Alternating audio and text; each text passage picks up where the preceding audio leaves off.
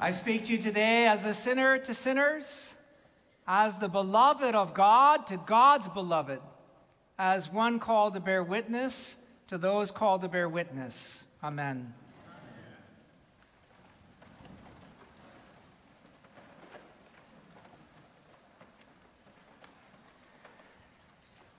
I have a love-hate relationship with Facebook. I hate Facebook because I think it breeds social competition and creates the conditions for misery, because we know that comparison is the thief of joy. I also hate Facebook because it spreads this certain disease which causes normal, rational people to make incredibly stupid decisions called FOMO, fear of missing out. I have seen so many relationships tested because of seeing a chance for giving in to that fear of missing out and doing something that they regret. And finally, Facebook creates the most amazing echo chamber. If you want to hear the sound of your voice, just post something political on Facebook. And I guarantee you, the algorithms will reward you. You will be facing yourself in the mirror, and you will just find yourself getting wound up. But I also love Facebook.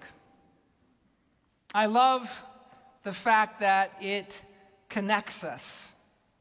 I meet people again for the first time, and I see them in a new context, and I think of how powerful the relationship we had.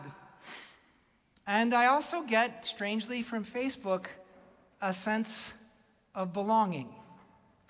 And this summer, I had one of those moments where I had that connection with a parishioner that I had when I was working as a priest in New York City in 1998.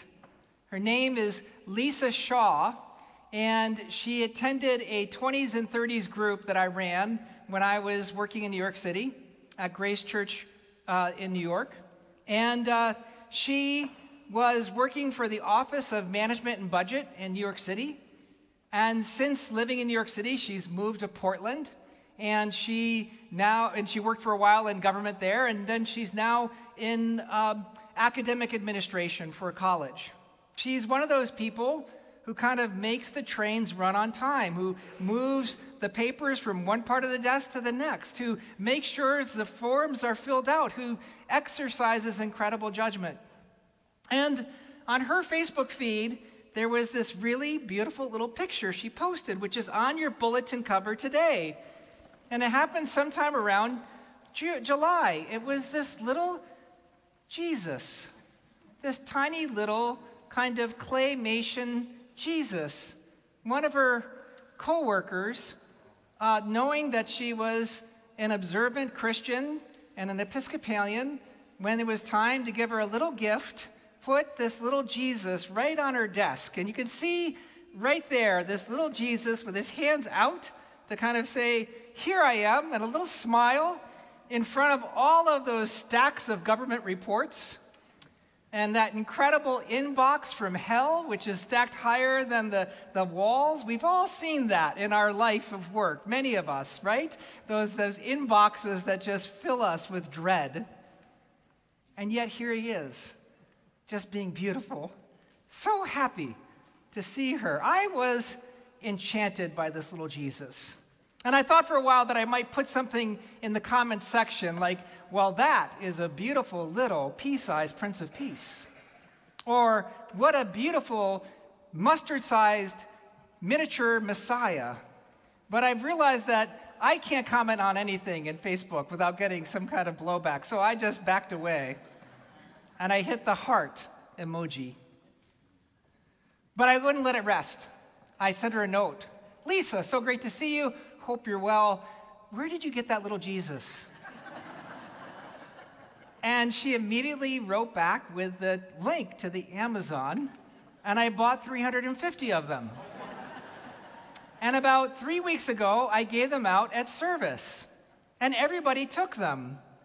And then people wanted more. So last week I bought 150 and I gave them away at service. And people wanted more. And so this week I bought 100. I thought, how deep is this market? And in fact, just getting to this, just to this service alone, I only have about 15 left. So I'll bring some next week. I've been sharing this little Jesus because I do have a goofy side, yeah? But that's beside the point. I shared this little Jesus because I actually wanted you to have some agency in your Christian life. I wanted that little Jesus to go with you into your workplace. I wanted to see you know the comfort of having that little Jesus in your life, that he was with you. And I wanted you to experiment with the ways you could give that little Jesus at a moment of love and connection, to create a kind of connection with that person, to say, I love Jesus too, and even more importantly, Jesus loves you. And you'd be amazed who has done this. After I gave away Jesus the first time, there was a lot of pictures that came where people put little Jesus on their dashboard, looking back on them. And I didn't ask if the driving improved. I didn't ask if their temper was moderated. They didn't get angry. But I knew that Jesus was with them, and that was a nice little reminder. And I heard that one of our members was at brunch after service, and he saw a minister having a kind of weary brunch with his family after the service that he had done. And he went over and he placed the little Jesus on the table to remind him that Jesus loved him. And just before this service, Terry told me about the birthday party they had for him to celebrate his birthday, and his grandchild, when she saw the cake and all the candles, put little Jesus on the cake so that her grandfather would know that Jesus loved him. But perhaps the one that moved me the most was a parishioner who told me that she had been struggling with a kind of addiction. She had discovered that she was a compulsive debtor. And a compulsive debtor is like someone who is a compulsive spender, but it's only gotten worse. And she was in a place where she was really struggling to buy something really expensive that was $3,500. And she did something that all people who struggle with addiction do. She began to engage in this elaborate rationalization as to why she could make this purchase, why it was okay for her to make this purchase, why it was due her. And she opened up her purse, and there, lying down with his arms stretched out, was little Jesus. And she said, I can say no to this. It was a reminder to her that God was there, that she could surrender, as we have to do with addiction, and to give up that power to God. And she closed her purse and walked out of the store without making the purchase. And that was a victory. And this is precisely what I hoped would happen. Because there is this deep connection between how we play and how we heal. There's a deep connection between recreation or recreation. The roots of recreation is recreation, being made new through play, and recovery. Talk to anybody who struggles and works on their recovery, and it's an elaborate work of play. You have to improvise all the time. You have to find a new community. You have to problem solve a way out of a tempting situation. You have to find ways to give up to God the control that has served you so well for your life. There is a connection between recreation and recovery. And I want to suggest there is a connection between recreation and repair. The relationships that we can rebuild often come when we make a kind of bid of play, when we try to play with things, and we offer a kind of invitation to play. There's a brilliant anthropologist. His name is Johann Hunzinger, and he wrote in 1938 perhaps the most definitive account of play in civilization. The book is entitled Homo Ludens, Humanity or Humankind at Play. And Hunzinger says that play is something that is so elemental to a civilization. You learn everything by watching how that civilization plays. Play is not just an experience of freedom, but it defines freedom itself. Play is always governed by rules, and yet somehow embodies those rules so that they don't come from outside, but they come from inside. Play is something that is endlessly creative of meaning and creates space that goes beyond ordinary life and enables us to imagine something new. Play is an act of identity. And so it's not that civilizations give birth to play and different forms of play.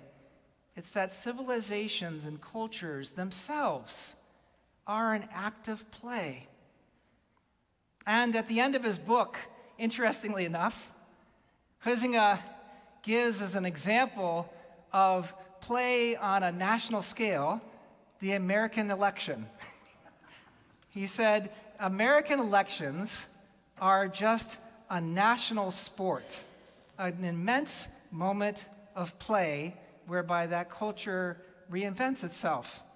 And when I read that over this week, I thought, yes, an immense moment of a blood sport. That's what American elections are now, in which people play for keeps. And they play in a very serious way. But one of the problems I think that's going on is that we have no longer the capacity to play with each other. We've lost the kind of rules of play. We've forgotten that collective activity that play creates. We've gotten locked in the echo chambers created by social media. Play is creative, and play is essential. And the only way we're going to get ourselves through this mess is through learning to play together again. Now, all of this is my way into this beautiful, powerful gospel from Mark, because we see in Mark this moment of play. You can see it in the words themselves. Jesus puts a child in their midst, and the Greek for child is paidion, and the Greek for play is paideia. We define play by what a child does. We define who a child is by defining play. And Jesus, in putting this child in the midst of the disciples, is trying to enable them to imagine a new way forward, given the difficult news he gave them. Jesus has told them that he will die. He will be killed, and he will rise again. And that forces them into a spasm of organization. They are all trying to figure out how to carry on the kingdom work of Jesus without him. That's what's going on in today's gospel. I'm sure you've heard a sermon that says, aren't these disciples being completely full of themselves by thinking who is the greatest? In fact, no. They were trying, using their own understanding of politics, they were trying to figure out who would be the successor to Jesus. Because if he's going to die, who is going to carry on this work. And so in determining who is the greatest, they're simply trying to manage something that is awful, a crisis. But Jesus engages in an incredible act of play. He places a child in their midst, and he invites them to see in that work that the child does in life to find their own way of being disciples. And one of the things we know about children is that they play.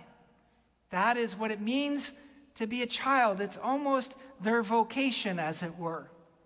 I'll never forget when I was working at an American reservation with the Lakota Sioux. There was a little girl there who was so withdrawn and so protected the entire time I was there. And for some reason, I decided I would try to create as safe a space for her as possible. And on the fourth day of being with us, she began to play. She didn't need my protection anymore.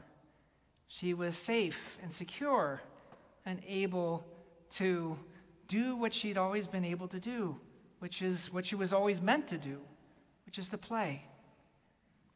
And children in antiquity, they were not just known for being capable of play or destined to play. Children were not seen as innocent in antiquity. And this idea that children are innocent, that they are pure, that they somehow know more about God than we do, this idea actually emerges in the 19th century when we came up with a whole concept called the little redeemers, that if you really want to know about God, ask a child. That did not hold in antiquity. And for those of us who have ever had children, we know that children are not innocent either. We know that that's just a myth that we tell ourselves to enable us to close our eyes at night. But in fact, children were in antiquity the weakest and neediest members of a society. Children had to trust because that's all they can do. They had to hope that they can be cared for in a way that protected their dignity. They looked for protectors, and they looked for people who could lift them up, which is, of course, why when they saw Jesus, they ran to him, because they saw him as he is. So when Jesus puts a child in their midst, he is inviting his disciples to not only identify with the play of children, but he's inviting his disciples to see how this kingdom he's bringing into being draws upon that power of learning to be weak, of welcoming that child, and by creating a safe space for the weakest among us, for the one who gets overlooked, the one who has no option but to trust us. This is something the early church knew from the beginning of Christianity. In the 2nd century, when the Christian church was being persecuted with deep kind of bureaucratic efficiency for the first time by the Roman Empire, Justin Martyr, the great apologist, wrote the emperor, and he said, "We have a different method of being. We have a different set of values than the emperor. We actually rescue children." It was the practice during those days in the Roman Empire. If you had a child who was ill or a child who was handicapped in any way, to place that child on a mountain and to leave it. And Christians, from the beginning, would go and rescue those children and raise them as their own. Such was the kingdom values that drove the church. Such was the belief that in welcoming that child, they were welcoming Christ. And this is something that this church has always done from the beginning. The second image I want to show you today, you're seeing it at home, but you have it right below in the middle of the bulletin. You can see it right up here in the reredos on the left side. It's of deaconesses who in the early 20th century advocated for the end of child poverty, child labor laws. And you have these deaconesses gathering children and leading them out of a factory so that they could go to school, so that they could be children, so they would have that chance to play and recreate and experience that powerful experience of identity formation. We have done this in the past, and what's interesting about this fresco that I find captivating is that advocacy for the end of child labor was an early 20th century thing. So when they put that on the fresco in 1928, they were not celebrating some kind of history. They were actually being like CNN embedded reporters, giving you live coverage. This is what Christians do. We protect children. We protect the vulnerable. We welcome everyone, because in welcoming everyone, we welcome Christ. And it's what we do today. It's our way of engaging in play. It's our way of engaging not only in recreation, but as Jesus indicates in today's gospel, it's our way of connecting recreation and resurrection. Because Jesus is not charting a policy or plan. He's not putting out a new org chart for the disciples. That's basically what they're doing in their own way. Jesus is inviting them to engage in this incredible, creative, wonderful, playful act of becoming his disciples. This year, we are doing some wonderful things as a church. We have created incredible space for children. Our youth ministry and our children's ministry is thriving because we've created space for them to play, physical space, space for the youth to gather. We've taken them seriously, and it's been magnificent. And we've provided opportunities for play. One of my favorite things we do over the summer is we have that Finding Joy opportunity in which you can encounter each other and our most vulnerable, learning to play pickleball on a broken pavement. All the things that we do that is so beautiful when we see each other laughing and connecting. And this year, we're going to try something really powerful with our Thriving Families initiative.